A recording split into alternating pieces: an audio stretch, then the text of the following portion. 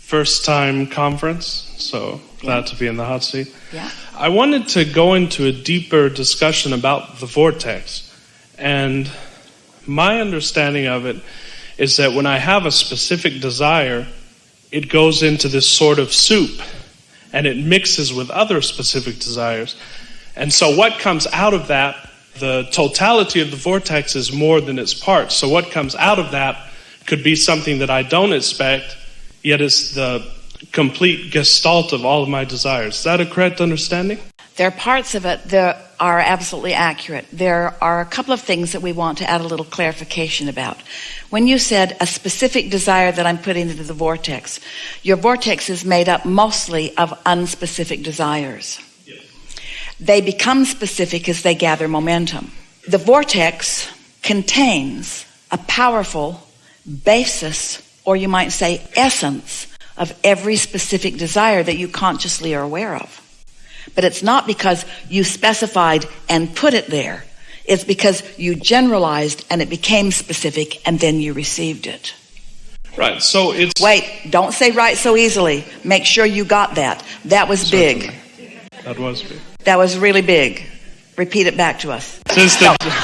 What you're saying is that you cause a desire to go in, but it's in its essence. It's not necessarily the specific desire, it's the essence of that desire that you're looking for. It's the why you want it that you've been putting in all of your life experience. But you've also then been living life and acknowledging other things that you prefer. And all of your preferences are considered, and law of attraction is bringing them to very specific probabilities that will thrill you when you allow them. But your attention to the specifics, which you don't understand, often prevents you from getting them. Exactly. That was big. It was very big. And most of you didn't like it very much. And so we want to clarify just a little bit. We've been saying for a while that everything that everyone wants, they want it because they believe in the having of it, they will feel better. So, for example, if you're rude to someone, it feels awful. And in the being rude, you create a focal point of being the loving being that you really are. And in fact, the more rude you are, the more love you crave or ask for. When you're confused, you want clarity. When you're unsure, you want stability. When you are lost, you want to be found. When you don't have enough money, you want more money. All of these things that happen all day long are causing you to create this vibrational, you called it a soup, we like that, of desire, of intentions. And law of attraction is gathering all of those cooperative components together. Now, something else, we've never said this to anyone before. Something else that is happening when life causes you to know what you don't want, which causes you to ask for what you do want. Your inner being, who is pure positive energy, who is infinite intelligence, who knows everything about the becoming of you, not the having become of you, the becoming of you, can vibrationally fast forward to a very clear picture of the fulfillment of everything that you're asking for. Can you imagine that in a petri dish or an environment of no resistance, how fast your desires can become a reality? The things that you are asking for are shaping up to be magnificent things that you can't see yet because you haven't achieved the vibrational acuity to receive the picture that your inner being has about it. But as you get on the beat of it, as you get on the frequency of it, then you get to begin to watch what you created coming into being right before your eyes. What's unknown to you is known by your inner being. Now, let's go back to what we said several times today already. When you are experiencing the absence of something you want, the presence of what you want takes form. But you can't see the presence of it because you're focused upon the absence of it. When life shows you a problem, you create a solution, but you can't see the solution. But that doesn't mean it isn't there, and that doesn't mean that your inner being doesn't know that it's there. We can turn this into more positive sound. What it does mean is that what you're asking for is in the state of becoming, and that's just a given. You don't know it's a given. We keep telling you it's a given because we see it, so for us it is a given. Things that you want are a given. You just gotta stop focusing upon their absence in order for them to come into awareness or perspective for you. We're way out there, friends, and if you followed us, you're as far on the leading edge as any human has ever been.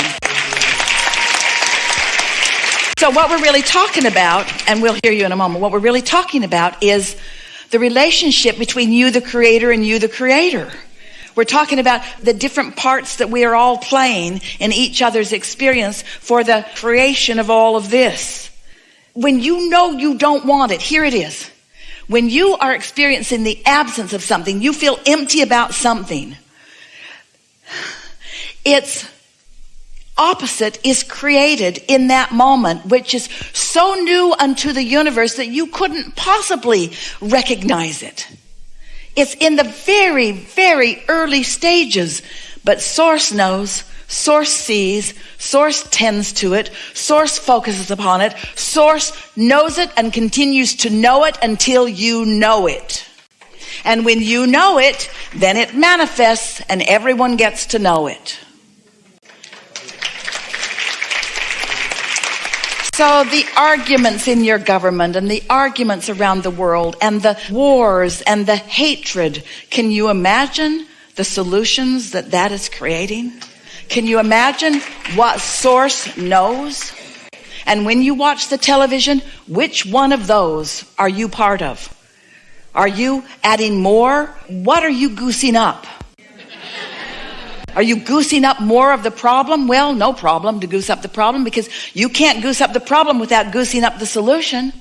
But how long do you intend to reside in this physical body, void of the solution that you have created?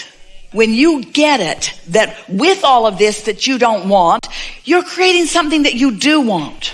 And you don't have to wait for the others to come around to understanding it. You can go right there now.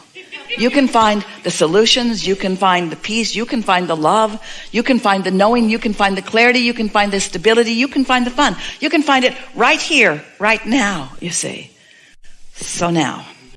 You offered some very good words earlier. You said, feel it into place. Oh, it's fun to talk to you. We want to clarify that it's already come into place. You feel it into your recognition of it.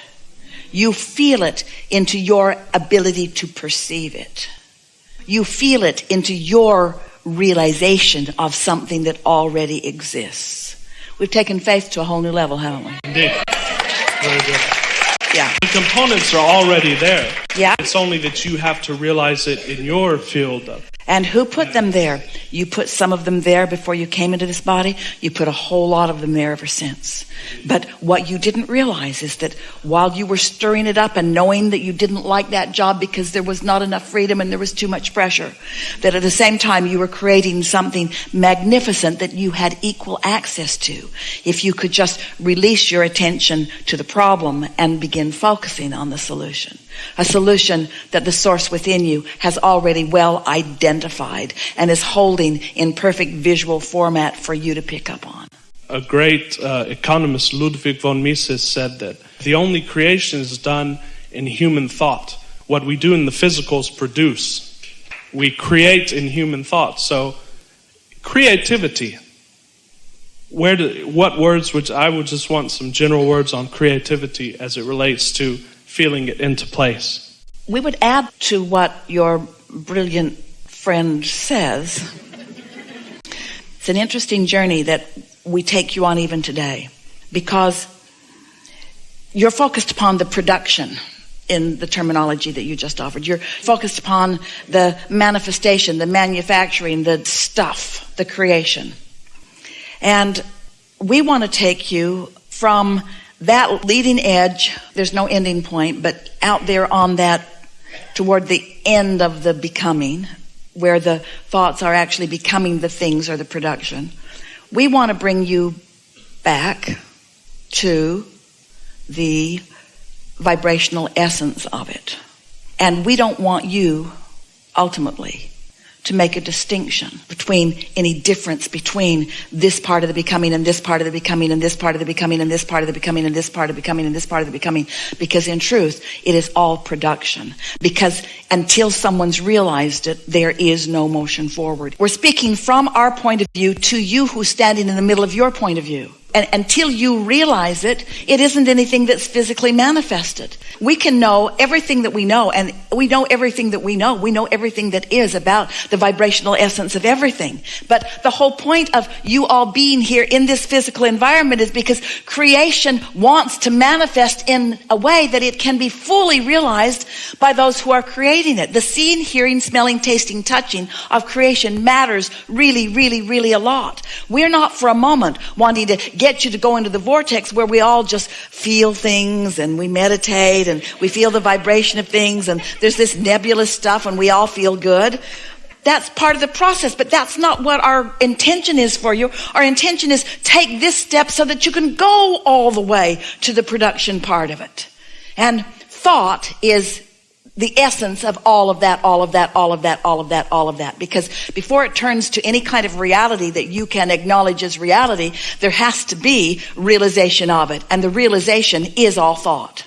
So whether you call it thought or whether you call it production, it's all parts of the same exact thing.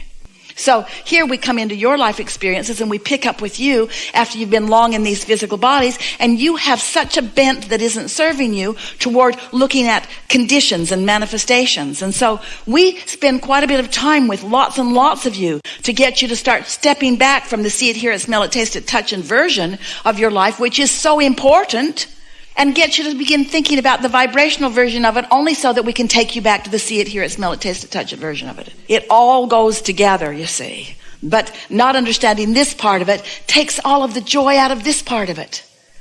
And if your attention is only upon this part of it, then you never get your hands really in the clay. Then you're not really a participant. Then you're just a regurgitator. Then you're just watching what other people do. Oh, it is so much fun when you stand where you stand and you explore what's there and you let a problem build within you and you understand that a solution is building too, and then you choose which one you focus upon. Okay, the problem's gotten big enough that the solution is really rewarding. I think I'll make the switch. But it's hard to make the switch because there's so much momentum in the problem. You can't make the switch. You got to do something, and a lobotomy is not the answer. Meditation is the answer. Meditation will help you to make the switch from the problem that produced the solution to the solution that you seek. But the solution is still going to be a long time in the becoming. Delicious, delicious, delicious, delicious, delicious in becoming. Why? Because the goal was never to create the manifestation. The goal was always to have the experience of creating the manifestation. It's not about what you create. It's about the feeling of creation. You are the creator. You are also the creation. You are the project. You are what it is all about. You, the thinker, getting to think. You, the realizer, getting to realize. We are all consciousness. We are consciousness. And you have the wonderful fortune of being in a physical body, in a physical time and space that helps you to focus. It helps you focus problems into being, which helps you focus solutions into being, which assures us all a future experience. Your focus is what keeps the eternalness in eternity. Your willingness to explore and ask for more is what calls it all forward. That's why we're all so enthusiastically contributing and interacting with you about everything that matters to you. You have never been alone. And now you know that you're not alone. Maybe you'll relax a little and listen for some of the stuff we know. The stuff that we know that is about the stuff that you're asking about. And we're not talking through this format called Esther. We're talking about through your own receiving mode that comes to you through your own quieting of your own mind. We haven't used this word today, but it is the key word in all of this. Satisfaction, the feeling of having moved forward and then letting yourself catch up to where you've moved to. That feeling of satisfaction, coming into alignment with who you really are. These conversations have been complex today. We are appreciating them more than any words would ever convey to you. It is exhilarating to us to feel the facets of your own mind moving into places that allow so much more satisfaction for you. And you are not here to overcome things. You're not here to fix things that are broken. You're not here to prove your worthiness. Your worthiness is a given.